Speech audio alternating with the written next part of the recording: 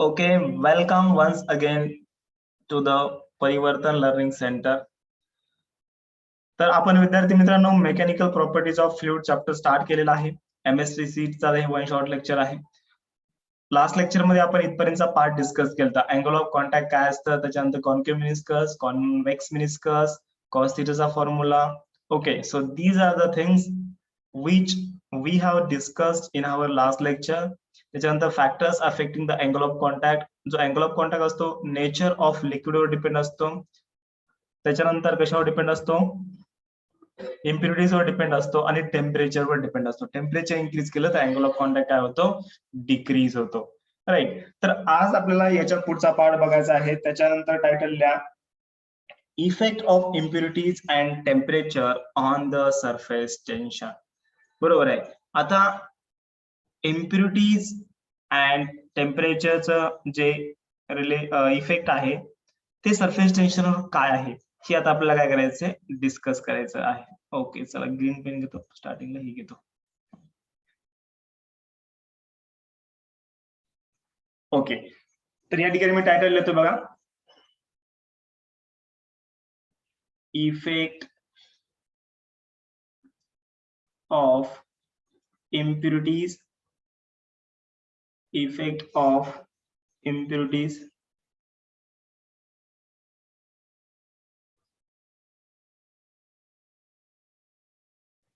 and temperature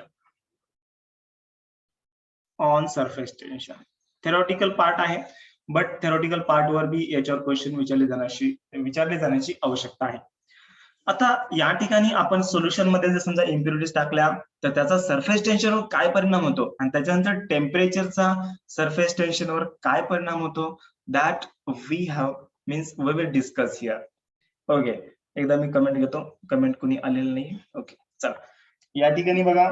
त्याच्यानंतर आता impurities कोणकोणत्या आहेत तुम्हाला माहित आहे. पहिली जी इम्प्युरिटी आहे ती कोणती आहे, soluble impurity. Completely soluble impurities. Soluble impurity मध्ये समजा एक्झाम्पल घेऊया आपण. फॉर एक्झाम्पल असेल शुगर असेल, बरोबर आहे, किंवा सॉल्ट असेल, सॉल्ट घ्या किंवा शुगर घ्या. जर समजा सॉल्टला किंवा शुगरला जर आपण वॉटरमध्ये मिक्सअप केलं, salt or the sugar mixed with water, आपण जर याला वॉटर सोबत मिक्स केलं तर ही काय झाली, कम्प्लिटली सोल्युबल इम्प्युरिटी झाली. आणि जेव्हा आपण कम्प्लिटली सोल्युबल इम्प्युरिटीज एखाद्या लिक्विड मध्ये टाकतो तेव्हा सरफेस टेन्शन काय होतं, सोल्युबल इम्प्युरिटी जर असेल तर सरफेस टेन्शन हे काय होतं, यस काय होतं, इन्क्रीज होतं का डिक्रीज होतं, यस काय होतं, झोपले का सगळे,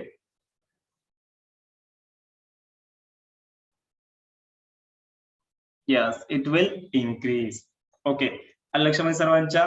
त्याच्यानंतर या ठिकाणी बघा ही झाली सोल्युबल इम्प्युरिटीज. आता त्याच्यानंतर दुसरी जी इम्प्युरिटीज आहे स्पॅरिंगली सोल्युबल इम्प्युरिटीज आहे. सर्वांना माहित आहे. अरे 3 टाईपच्या इम्प्युरिटीज असतात, एक असते सोल्युबल, दुसरी असते स्पॅरिंगली आणि तिसरी असते इनकम्प्लीट. यस दॅट इज आपण त्याला म्हणतो इनसोल्युबल इम्प्युरिटीज म्हणतो. ओके, तर या ठिकाणी बघा दुसरी जी इम्प्युरिटीज आहे ती कोणती आहे, स्पॅरिंगली सोल्युबल इम्प्युरिटीज आहे. आता स्पॅरिंगली सोल्युबल म्हणजे काय, स्पॅरिंगली सोल्युबल इम्प्युरिटीज म्हणजे काय, पार्शियली सोल्युबल. एखादा समजा काय असेल, डिटर्जंट पावडर असेल किंवा फेनॉल असेल. ओके, याचं एक्झाम्पल घेतलं समजा आपण, फेनॉल असेल, फेनॉलला तुम्ही बघितलं असेल, और डिटर्जंट पावडर असेल. ओके, डिटर्जंट असेल, कोणतं असू शकतं. जर समजा फेनॉल किंवा डिटर्जंट आपण जर समजा H2O वॉटर मध्ये टाकलं तर त्या ठिकाणी काय होतं, सरफेस टेन्शन काय होतं, डिक्रीज होतं का इन्क्रीज होतं. I want answer from the girls. Okay, काय होतं अमृता, काय होतं सरफेस टेन्शन, वैष्णवी, आणि पूर्ण नाव टाका चला. यस, काय होतं, डिक्रीज का increase, decrease. Yes, surface tension काय होतं, डिक्रीज होतं. त्याच्यामुळे आपण डिटर्जंट पावडर जे असतं ते आपण कपडे धुण्यासाठी युज करत असतो. का या ठिकाणी आपल्याला सरफेस टेन्शन कमी का पाहिजे रे, कारण की सरफेस टेन्शन जर कमी असेल तर जे वॉटरचे जे मॉलिक्यूल आहेत ते लवकर आपल्या कपड्यामध्ये जातील आणि कपड्यातला जो मळ आहे त्याला आपण स्टेन म्हणूया, कपड्यातला जो स्टफ आहे किंवा स्टेन आहे तो काय करतील, ते बाहेर काढतील.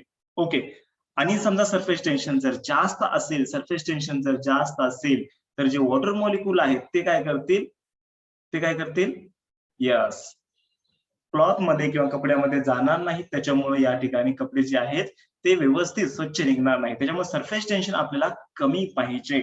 लक्षामध्ये त्याच्यामुळे आपण फेनॉल किंवा डिटर्जंट जर टाकलं तर या ठिकाणी आपल्याला सरफेस टेन्शन कमी पाहायला भेटतं. त्याच्यामुळे आपण काय करतो, डिटर्जंट पावडर वॉटरमध्ये टाकून कपडे धुतो. ओके, त्याच्यानंतर आता बघा, जर समजा इनसोल्युबल इम्प्युरिटीज असेल, इनसोल्युबल इम्प्युरिटीज कोणकोणत्या सांगा बरं. वॉटरमध्ये इनसोल्युबल इम्प्युरिटीज असेल, समजा नेल असतील. ओके, हा एक्झाम्पल घेऊया. त्याच्यानंतर काय असतील, रॉक असतील. हा मीन्स आपण त्याला स्टोन म्हणूया. ओके, स्टोन असतील, स्मॉल स्मॉल स्टोन असतील.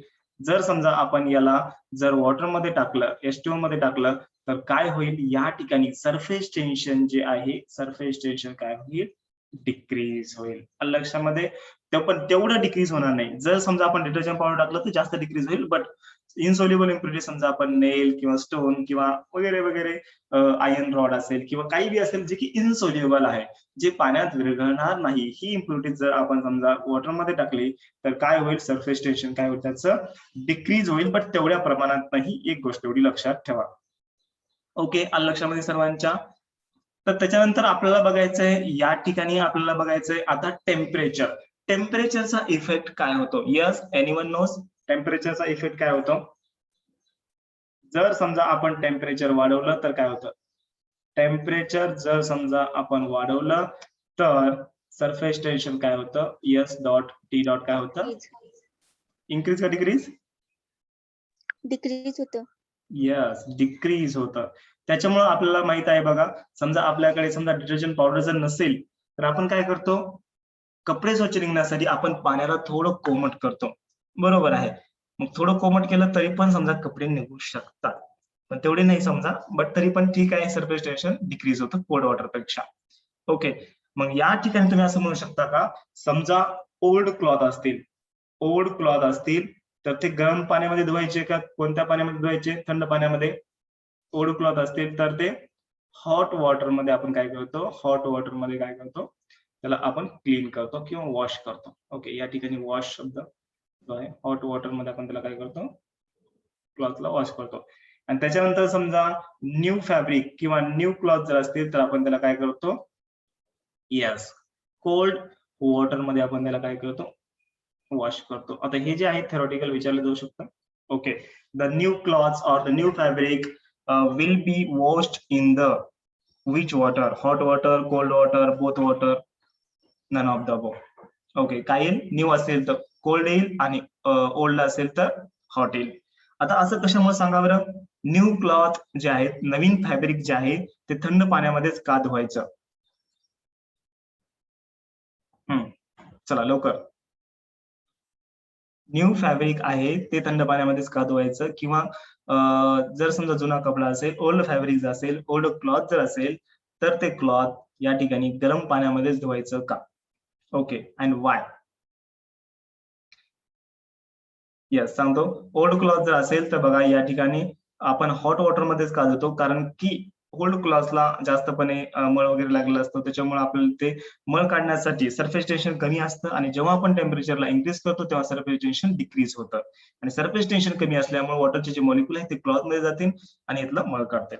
लक्षामध्ये. आज या ठिकाणी बघा, समजा जर आपण न्यू क्लॉथला जर आपण हॉट वॉटर मध्ये धुवलं तर काय होईल, वॉश केलं तर काय होईल, या ठिकाणी यस, वॉटर मॉलिक्यूल त्या कपड्यामध्ये जातील आणि कपड्याचा कलरच काढून टाकतील, बरोबर आहे. त्याच्यामुळे आपण काय करतो, न्यू क्लॉथ जे आहेत ते आपण कोल्ड वॉटर मध्ये काय करत असतो, वॉश करत असतो. यस, गॉट दिस पॉइंट. हर्षवर्धन, श्रेया, समजला. ओके, चला नेक्स्ट पॉइंट आपल्याला आता बघायचा आहे. त्याच्यानंतर या ठिकाणी एक अपवाद आहे. अपवाद म्हणजे त्याला आपण काय म्हणतो, एक्सेप्शन म्हणतो, बरोबर आहे. यस, समजलं. ओके, तर आता या ठिकाणी बघा, एक्सेप्शन काय आहे, आपल्याला माहित आहे टेम्परेचर जर आपण इन्क्रीज केलं सरफेस टेन्शन डिक्रीज होणार आहे, बट काही एलिमेंट्स मध्ये, उदाहरणार्थ समजा या ठिकाणी लिहितो मी एक्सेप्शन एक फक्त एक्सेप्शन आहे. समजा कॅडमियम असेल और मॉल्टन कॉपर असेल, कॅडमियम असेल किंवा मॉल्टन कॉपर असेल, याचं जर समजा तुम्ही टेम्परेचर इन्क्रीज केलं, याचं जर समजा तुम्ही टेम्परेचर इन्क्रीज केलं तर काय होतं, सरफेस टेन्शन पण इन्क्रीज होतं, डिक्रीज होणार नाही. वर बघा बाकी मटेरियल मध्ये काय होतं, टेम्परेचर इन्क्रीज केल्यानंतर वॉटर मध्ये समजा उदाहरण घ्या, टेम्परेचर इन्क्रीज केल्यानंतर सरफेस टेन्शन डिक्रीज. बट या ठिकाणी काय आहे, एक्सेप्शन आहे. कॅडमियम किंवा मॉल्टन कॉपरला जर समजा तुम्ही त्याचं टेम्परेचर जर समजा या ठिकाणी टेम्परेचर लिहितो मी, त्याचं टेम्परेचर जर समजा या ठिकाणी आपण इन्क्रीज केलं तर काय होतं, सरफेस टेन्शन जे आहे ते काय होतं, ते पण इन्क्रीज होतं. आलं लक्षामध्ये? ओके, हा थेरॉटिकल पॉइंट आहे आपला, हा कव्हर अप झालेला आहे. थेरॉटिकल आहे बट कन्सेप्च्युअल आहे, याच्यावर क्वेश्चन्स विचारले जातात. आलं लक्षामध्ये? ओके, त्याच्यानंतरचा पुढचा पॉइंट कोणता आहे? Yes, anyone from the boys? इसके बाद में का बुक में कौन सा आंसर दिया है या फिर कौन सा टॉपिक है? यस, श्रेया समजलं. ओके, याच्यानंतर आहे बघा excess pressure inside the liquid drop. आलं लक्षामध्ये? हा, तर काय फॉर्म्युला आहे एक्सेस प्रेशरचा, सांगा बरं. Excess pressure inside liquid, inside liquid drop और सोप बबल. ओके, तर बघा या ठिकाणी समजा लिक्विड ड्रॉप असेल किंवा एअर ड्रॉप असेल, लिक्विड ड्रॉप असेल किंवा एअर ड्रॉप असेल किंवा एअर बबल असेल, तर या ठिकाणी एक केस लिहितो मी या ठिकाणी, फॉर लिक्विड, एक मिनिट, फॉर लिक्विड ड्रॉप, जर समजा लिक्विड ड्रॉप असेल किंवा या ठिकाणी बबल असेल. ओके, कोणता बबल? एअर बबल असेल किंवा एअर ड्रॉप असेल. ओके, एयर बबल असेल, तर बघा एयर बबल असेल तो यहाँ पर क्या होता है, एक्सेस प्रेशर का formula, yes, P I minus P zero equals to twice T upon capital R. आता या ठिकाणी तुम्हीच मला सांगा पी आय काय असतं, पी जीरो काय असतं, कॅपिटल टी काय असतं आणि कॅपिटल आर काय असतं. ओके, हा, यस, काय येईल? चला तोपर्यंत मी पुढचं लिहितो, या ठिकाणी तुम्हाला सांगा पी आय काय असतं, पी जीरो काय असतं, ट्वाइस टी काय असतं आणि आर काय असतं. ओके, त्याच्यानंतर बघा या ठिकाणी स्पेशल केस आहे, जर समजा सोप बबल असेल, फॉर अ सोप बबल, जर समजा सोप बबल असेल तर या ठिकाणी P I minus P zero equals to काय येतं, 40 अपॉन आर येतं. ओके, तर या ठिकाणी दोन फॉर्म्युले आहेत, 2Tचं 40 होतं, का होतं काही नाही, एक डिटेलमध्ये आपण डेरिव्हेशन घेतलेलं आहे 12th स्टँडर्ड मध्ये, कोणतं, formation of the liquid drop और द सोप बबल. ओके, हा काय येतं मला सांगा एकदा, विसरले बघा, या ठिकाणी लक्ष द्या, पी आय जे असतं ते काय असतं, पी आय जे असतं ते इनसाइड प्रेशर असतं, पीओ जे असतं ते आउटसाइड प्रेशर असतं. लक्षामध्ये, आणि आर जे असतं ना, R is the radius of this drop किंवा रेडियस ऑफ दिस बबल असतं, आणि कॅपिटल टी काय असते, टेन्शन असतं का, हा, कोणतं tension, surface tension, capital T काय असतं, सरफेस टेन्शन असतं. ओके, लक्षामध्ये. ओके, या ठिकाणी मी लिहितोय मी पी आय काय असतं, पी आय असतं inside pressure, P I is the inside pressure. त्याच्यानंतर पीओ काय असतं, PO is the outside pressure, outside pressure असतं. त्याच्यानंतर कॅपिटल टी काय असतं, capital T is the, yes, surface tension. आ रहा है समझ में? ओके, एंड देन उसके बाद कैपिटल आर क्या होता है, capital R is the radius, लेकिन किसका भाई, रेडियस होता है, हमें पता है सर रेडियस होता है, लेकिन किसका, radius of the, yes, drop होगा या फिर वो बबल होगा. ओके, आई बात भेजे में. चलो, तो ये रहा एक्सेस प्रेशर. उसके बाद हम देखने वाले हैं कैपिलरिटी और द कैपिलरी एक्शन. ओके, चलिए, तो सबको समझ में आ गया, आगे बढ़े फिर.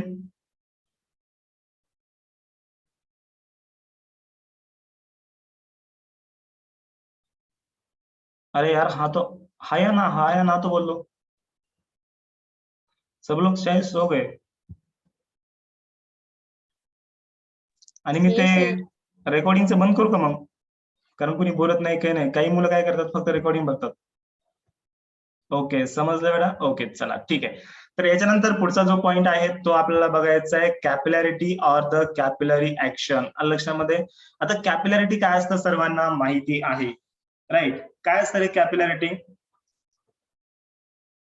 यस, कॅपिलॅरिटी काय असतं? पेनची साईज थोडी मोठी झाली, थोडा छोटा घेतो. हात घेतला होता. ओके, ठीक आहे, चालतंय, काय नाही, काय हरकत नाही. Write down title, capillary action or capillarity.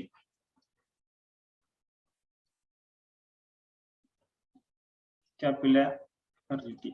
Okay, हा, येस, व्हेरी गुड. एक विद्यार्थी सांगत होती. तर या ठिकाणी काय असतं, कॅपिलरी ट्यूबची डेफिनेशन काय बघा. अ ट्यूब, एक ट्यूब असते, having a very fine diameter, आणि तिचा जो डायमीटर असतो ना, नियर अबाउट 1 mm च्या आसपास असतो. But this tube should be open to the both end. तर अशा ट्यूबला आपण म्हणायचं कॅपिलरी ट्यूब. आणि या ट्यूबला आपण समजा एखाद्या लिक्विड मध्ये समजा डीप केलं, एखाद्या लिक्विड मध्ये डीप केलं, तर या ठिकाणी काय होते, काही लिक्विड मध्ये राईज इन द लेवल होते लिक्विड, आणि काही लिक्विड मध्ये फॉल इन द लेवल होते, बरोबर आहे.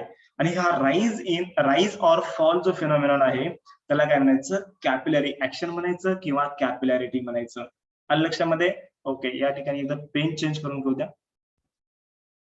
कोणता घेऊ? दिस वन, ब्ल्यू वन, वरचून घेतो. ब्ल्यू वन, ओके, दिस ओके, ब्ल्यू वन, ओके. हा, बघा या ठिकाणी अरे काहीच नाही बघा, आपण एक काय घेतलेलं आहे, वेसल घेतलेला आहे. मग या वेसल मध्ये काय करा, लिक्विड भरा ना तुम्ही. भरलं लिक्विड, हा, पाणी भरा, काही बी भरा, ओके. आणि त्याच्यामध्ये काय करा, कॅपिलरी ट्यूबला डीप करा. जेव्हा तुम्ही कॅपिलरी ट्यूबला डीप करता याच्यामध्ये, तेव्हा काय होतं, राईज इन द लेवल होतं. या ठिकाणी काय येईल, राईज इन द, लिक्विडची जी लेवल आहे ती काय होते, राईज होते. आलं लक्षामध्ये? आणि जेव्हा तुम्ही या सेम कॅपिलरी ट्यूबला समजा मर्क्युरी मध्ये जर समजा डीप केलं, या ठिकाणी मर्क्युरी आहे, मर्क्युरी मध्ये समजा जर तुम्ही डीप केलं, तर काय होतं, कॅपिलरीची जी लेवल आहे या ठिकाणी काय होते, मध्ये, हा यस, मध्ये काय होते, फॉल होते. आलं लक्षामध्ये? या ठिकाणी जी लेवल आहे ती काय होते, फॉल होते. ओके, तर rise or fall of the liquid level inside the capillary tube when deep inside the liquid. कुठे, आपण जेव्हा त्याला लिक्विड मध्ये डीप करू, तेव्हा त्या ठिकाणी काय होतं, एक तर राइज होतं. अरे यार देखो, यहाँ पर क्या होता है, इस कैपिलरी ट्यूब में, हाँ, पानी अंदर जाता है, और जो लेवल है ना इसका, ये राइज होता है, राइज नहीं, राइज मतलब ऊपर जाता है. और अगर हम उसको मर्क्यूरी में अगर डुबो देते हैं, तो जो लेवल है ये क्या होता है, यहाँ पर फॉल होता है. और ये क्यों होता है, कैसे होता है, आगे हम स्टडी करेंगे. लेकिन इस फेनोमेनन को हम क्या बोलेंगे, कैपिलरी एक्शन बोलेंगे और द कैपिलरिटी बोलेंगे. यस, आगे बात भेजे में. ओके, तो इसका जो कैपिलरी ट्यूब का जो डायमीटर होता है, ये नियर अबाउट 1 mm होता है. ये बात फिक्स करके रख लो, 1 mm होता है. ओके, और ये मर्क्यूरी में क्या होता है, मर्क्यूरी में क्या होता है, फॉल होता है, एंड वाटर में क्या होता है, राइज होता है. ओके, चलिए, देन उसके बाद हमने कैपिलरी फॉल क्यों होता है एंड कैपिलरी राइज क्यों होता है, ये भी हमने स्टडी किया था. तो मैं आपको शॉर्ट में यहाँ पर बताने की कोशिश करूंगा. अगर हमने भैया कैपिलरी ट्यूब को वाटर में अगर हमने डीप किया, तो लेवल क्या हो रहा है, लेवल राइज हो रहा है सर. अगर हमने सेम कैपिलरी ट्यूब को अगर हमने मर्क्यूरी में डीप किया, तो क्या हो रहा है बेटा, लेवल क्या हो रहा है, यस, फॉल हो रहा है. तो ऐसा भाई क्यों हो रहा है, ये हम डिस्कस अभी करेंगे. ओके, तो आपको टाइटल लिखना रहे, टाइटल लिखना है कैपिलरी फॉल. तो यहाँ पर मैं लिखता हूँ कैपिलरी फॉल. ओके, तो कैपिलरी फॉल किसमें होता है, yes, capillary tube in, yes, यहाँ पर लिखता हूं मैं कैपिलरी ट्यूब इन, कहां पर होता है फॉल भाई, यस, अरे यार कहां पर होता है, कैपिलरी ट्यूब इन मर्क्यूरी में. यस, वेरी गुड, मर्क्यूरी में होता है. ओके, और कैपिलरी राइज किस में होता है, वाटर में होता है. ओके, तो यहाँ पर मैं दोस्तों डायग्राम ड्रॉ करता हूँ ताकि आप लोगों को समझ में आ जाए. यहाँ पर ये ठीक है, कैपिलरी ट्यूब लेता हूँ. ओके, देखिए अभी यहाँ पर क्या होता है, ये मर्क्यूरी है, ये ऐसा है, पहले थोड़ा राइज होता है एंड देन उसके बाद ये फॉल होता है। अभी कैसा होता है, क्यों होता है, यहाँ पर हम कुछ पॉइंट कंसिडर करेंगे। यहाँ पर होता है ए पॉइंट, देन उसके बाद यहाँ पर होता है बी पॉइंट, देन उसके बाद यहाँ पर होता है सी और यहाँ पर होता है डी। अभी भैया यहाँ पर देखिए pressure at point A equals to pressure at point D होता है क्या? हाँ सर होता है, क्योंकि ना यहाँ पर ऊपर से डी पॉइंट के ऊपर क्या होती है, पूरी की पूरी हवा होती है, और ए पॉइंट के ऊपर पूरी की पूरी हवा है, और वो एटमॉस्फेरिक प्रेशर होता है। That means pressure at point A equals to pressure at point D. और उसके बाद मैं ऐसे बोल सकता हूँ क्या, pressure at point D equals to pressure at point C. अरे यार कैसे, देखो बच्चों यहाँ पर क्या होता है, ये जो डी है एंड ये जो सी पॉइंट है, ये दोनों पॉइंट बहुत नजदीक है। जस्ट ये जो डी पॉइंट है जस्ट अबव द लिक्विड है, जस्ट अबव द मर्क्यूरी है, एंड ये जो सी पॉइंट है जस्ट बिलो है, मतलब थोड़ा नीचे है। तो थोड़ा नीचे है तो कोई ज्यादा मतलब फर्क नहीं होगा, ज्यादा डिफरेंस नहीं होगा, तो इसका प्रेशर नियर अबाउट सेम आता है। ओके, लेकिन अगर मैं बात करूं भैया प्रेशर एट पॉइंट बी क्या आता है, प्रेशर एट पॉइंट बी क्या आता है, यहाँ पर देखिए लिक्विड लेवल राइज हुआ है, तो यहाँ पर कुछ ना कुछ हाइट बनी है, ये हाइट h, और pressure due to the liquid column क्या होता है, h रो g होता है। पीबी इक्वल्स टू क्या आता है, h रो g आता है। ओके, आगे बात भेजे में, तर या ठिकाणी काय होतं आता, आणि सी पॉइंट आणि बी पॉइंट हे सेम हॉरिझॉन्टल लेवलला आहेत। मग एक गोष्ट आपल्याला सायन्स सांगतं, जर समजा दोन पॉइंट सेम हॉरिझॉन्टल लेवलला जर असतील तर त्याचं प्रेशर सेम असतं। मग या ठिकाणी काय होतंय, pressure at point B is greater than pressure at point C येत आहे। प्रेशर एट पॉइंट आता एच रो जी ऑफकोर्स यार जास्त आहे, कारण की लिक्विडची हाईट वाढलेली आहे आणि प्लस हे वरचं ऍटमॉस्फेरिक प्रेशर वरचं असतंच।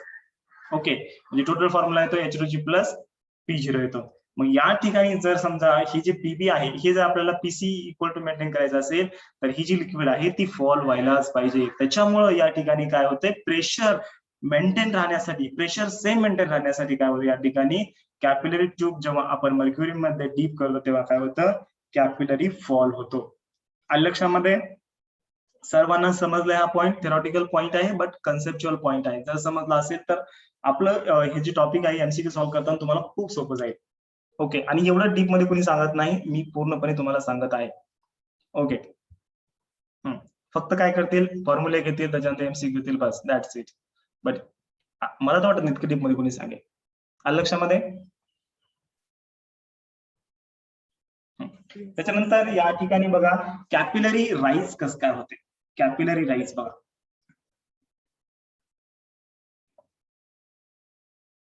कॅपिलरी राईज कशामध्ये होतं, कॅपिलरी राईज यस कशामध्ये, वॉटर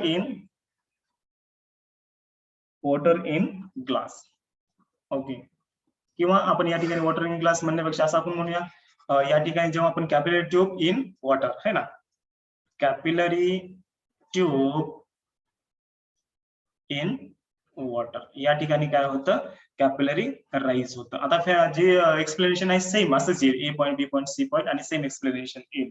ओके, त्याच्यानंतर या ठिकाणी आपण राईज किंवा फॉलचा आपण फॉर्म्युला बघितला होता। काय फॉर्म्युला होता, rise or fall of the liquid inside the capillary tube when it is dipped in a liquid. तर त्याचा राईज अँड फॉलचा फॉर्म्युला काय होता, yes H equals to, yes anyone, H equals to हा काय होता, 2t cos थीटा अपॉन या ठिकाणी काय येईल, रो जी आर येईल। ओके, तर या ठिकाणी फॉर्म्युलाचं नाव आहे rise or fall of liquid, rise and fall of लिक्विडचा फॉर्म्युला हा आहे। लक्षामध्ये, H equals to twice T cos theta upon rho G R. अरे यार आज तुम्ही शांत बसू नका बरं, झोप येते का सर्वांना? तुम्ही सांगितलं ना सकाळी 6 वाजता का सर? चला एकदम ताट बसा, उठा, झोपू नका, झोपून बघू नका। चला ब्राईटनेस फुल करतो यासाठी, घ्या ऐश करा, चला।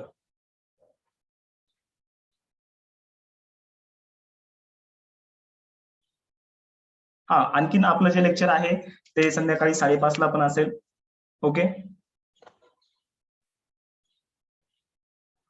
बघा H equals to twice T cos theta upon rho G R.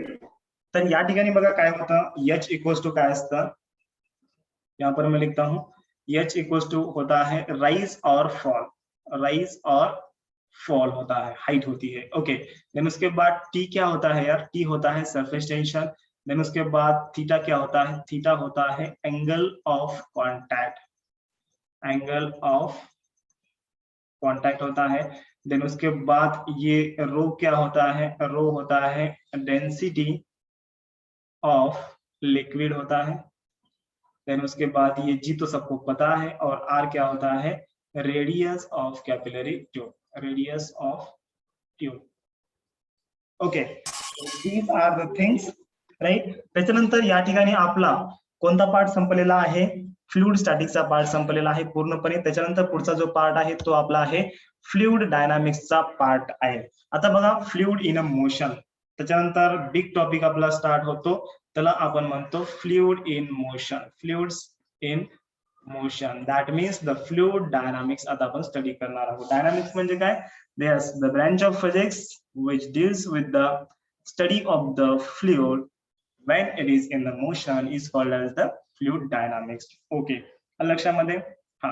त्याच्यानंतर या ठिकाणी सर्वात पहिले आपण बघणार आहोत streamline flow.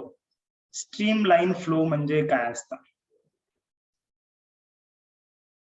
Okay, streamline flow काय असतो बघा, या ठिकाणी स्ट्रीमलाइन फ्लो मध्ये स्मूथ फ्लो असतो, एकदम स्मूथ, राईट। आणि हा कधी येतो, जेव्हा velocity of the fluid, velocity of fluid, velocity of fluids जर समजा लेस असेल क्रिटिकल वेलोसिटी पेक्षा, वेलोसिटी ऑफ द फ्लुइड लेस असेल क्रिटिकल वेलोसिटी पेक्षा, तर या ठिकाणी जो आपल्याला फ्लो भेटणार आहे, तर तो फ्लो कसा भेटणार आहे, एकदम स्मूथ भेटणार आहे। आणि त्या स्मूथ फ्लोला आपण काय म्हणतोय, यस, स्ट्रीमलाइन फ्लो म्हणतोय। लक्षामध्ये, ओके। तर त्याच्यानंतर आपण याच्यानंतर बघणार आहोत टर्बुलेंट फ्लो, राइट। लक्षामध्ये, अभी यहाँ पर टर्बुलेंट फ्लो मतलब क्या होता है, देखो, चला या ठिकाणी मी टर्बुलेंट फ्लो,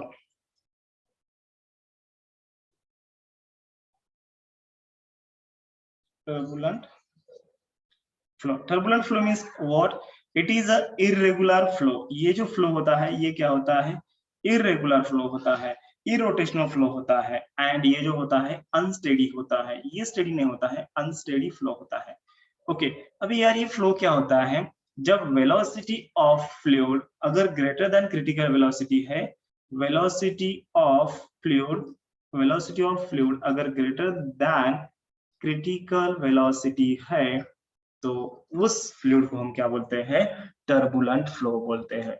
ओके, तो अभी यार यहाँ पर क्रिटिकल वेलोसिटी मैंने तो आपको बोल दिया, लेकिन क्रिटिकल वेलोसिटी होता क्या है, देखो क्रिटिकल वेलोसिटी काय असतं, the velocity beyond which streamline flow becomes turbulent. ज्या वेलोसिटीच्या आपण समजा थोडं पुढे गेलो तर काय होतं, त्या ठिकाणी स्ट्रीमलाइन फ्लो जो असेल तो जर टर्बुलेंट बनत असेल तर त्या वेलोसिटीला म्हणायचं, म्हणजे त्या मधल्या वेलोसिटीला म्हणायचं क्रिटिकल वेलोसिटी। लक्षामध्ये, ओके। तर क्रिटिकल वेलोसिटीची तुम्ही डेफिनेशन लिहू शकता आणि फॉर्म्युला पण आपण नंतर या ठिकाणी बघणार आहोत। तर बघा या ठिकाणी क्रिटिकल वेलोसिटीची डेफिनेशन मी काही तुम्हाला लिहून देणार नाही, बट तुम्ही फक्त फॉर्म्युला लिहून घ्या। जर असं ठीक आहे, वेलोसिटी डेफिनेशन सांगतो मी, the velocity beyond which yes streamline flow becomes turbulent is called as the critical velocity. आणि क्रिटिकल वेलोसिटीचा फॉर्म्युला आहे VC इक्वल्स टू, या ठिकाणी तुम्ही okay sir direct VC equals to formula आहे, यस काय फॉर्म्युला आहे, Rn into eta upon rho into t। या ठिकाणी VC काय आहे, VC is the critical velocity, VC काय आहे, VC क्रिटिकल वेलोसिटी आहे। त्याच्यानंतर Rn काय आहे, Rn आहे रेनॉल्ड्स नंबर, काय आहे, रेनॉल्ड्स नंबर। त्याच्यानंतर या ठिकाणी रो काय आहे, rho means the density of the fluid, okay, rho means density of fluids. And उसके बाद यहाँ पर जो डी होता है ये होता है डायमीटर होता है, diameter of a tube, yes, diameter of the tube, yes, very good. आणि या ठिकाणी जर रेनॉल्ड नंबर तुम्हाला सांगायचं गेलं, रेनॉल्ड जो नंबर असतो तो एक प्युअर नंबर असतो, त्याचं काही युनिट नसतं आणि त्याला डायमेन्शन नसतं। तर हा पॉइंट नोट डाऊन करा, थेरॉटिकल क्वेश्चन मध्ये विचारला जाऊ शकतो। हा जो रेनॉल्ड्स नंबर आहे हा काय आहे, एकदम प्युअर नंबर आहे, राईट. हा प्युअर नंबर आहे.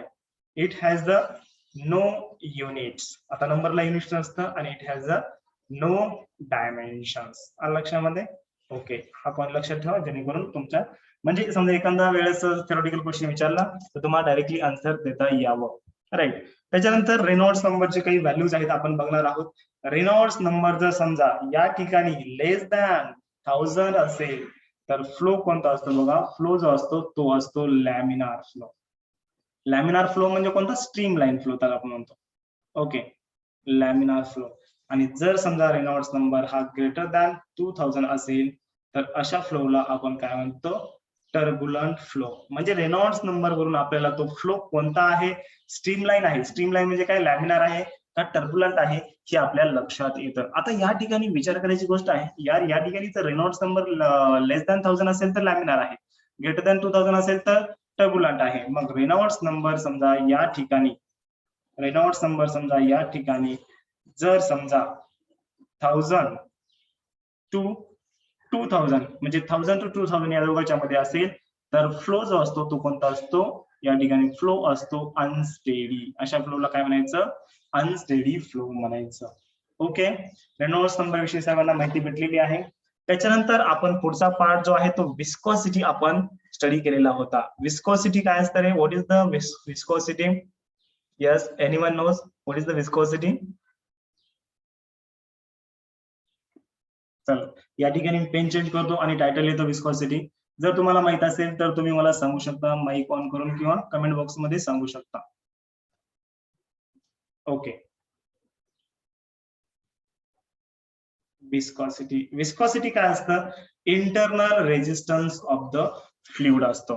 ओके, लक्षामध्ये internal resistance of the fluid म्हणजे काय, अरे तुम्हाला एक सोप्या भाषेत सांगू का, बकेट घ्या, बकेटामध्ये पाणी घ्या आणि पाण्याला काय करा, रोटेट करा.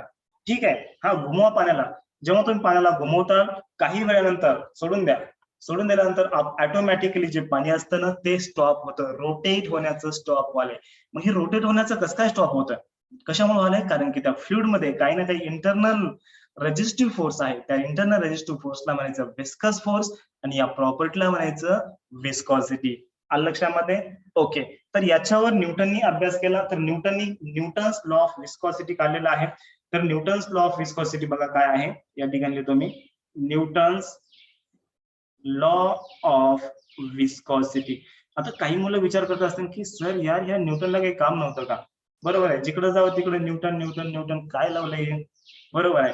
बट त्यांनी राजानं खूप अभ्यास केला, त्यांनी अभ्यास त्यावेळेस केला म्हणून या ठिकाणी आपल्याला वेगवेगळ्या प्रकारचे इनोव्हेशन्स, रॉकेट वगैरे सगळे गोष्टी पाहायला भेटलेल्या आहेत, राईट. हे सॅटेलाइट वर लॉन्च झालेच नसते जर न्यूटन नसला असता तर.